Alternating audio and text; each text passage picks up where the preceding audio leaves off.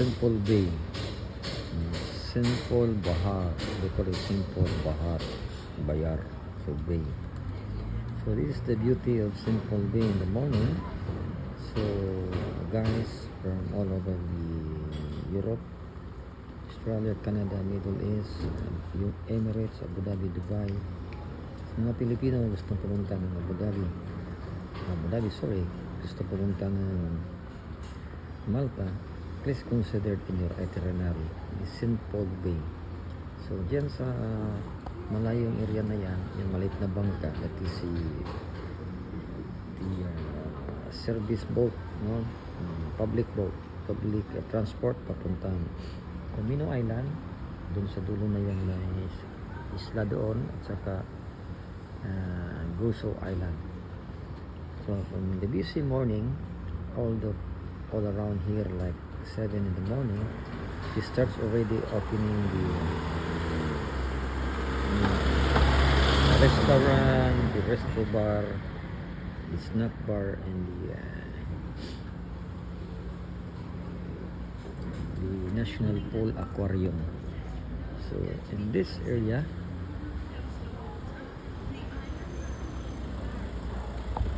so this side, this is the National Aquarium, National Pool, and the fitness gym. So makita natin na mayroong parang formang barko. Actually hindi yan barko, no? Isa yung restaurant, LOA, Luar Bell Restaurant. Yan si Japanese nag-jogging, no? It's the life of Malta for the foreigners, for the travelers, explorers. Just come here. So this area also is the dive shop. There's a dive shop here. So sino mang gustong mag-try ng scuba diving, beginners, the expert or the divers, pwede dito na this side. Doon, napunta doon, the Diving Center Malta. Okay. So yan, the Diving Center Malta.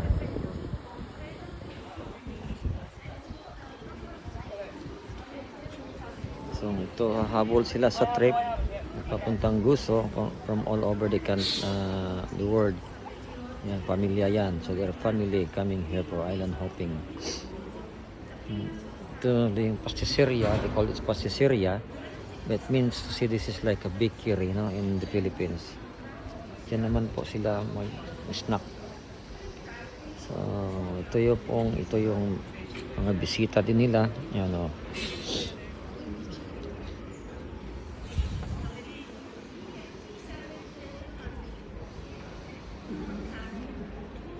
I invite to all the European countries that there is migrant workers for the Filipino there, Filipinas.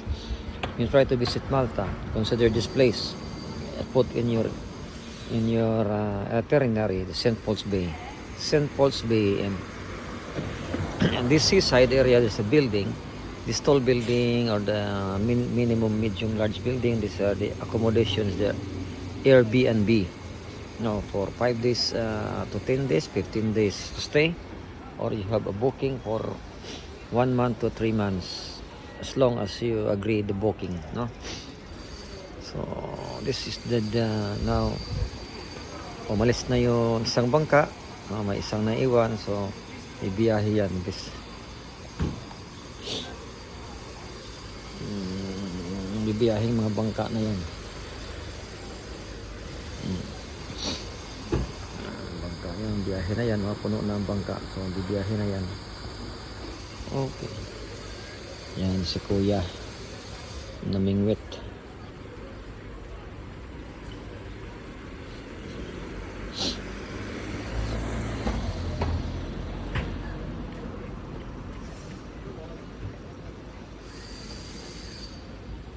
Ang dami dito, no?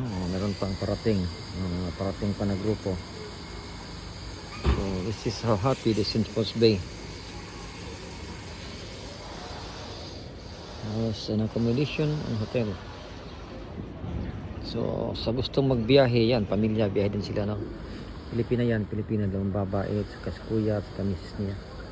Yun, ang ganda, ano?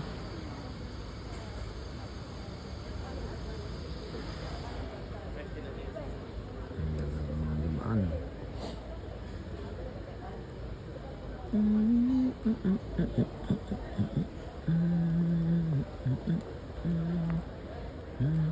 Morning.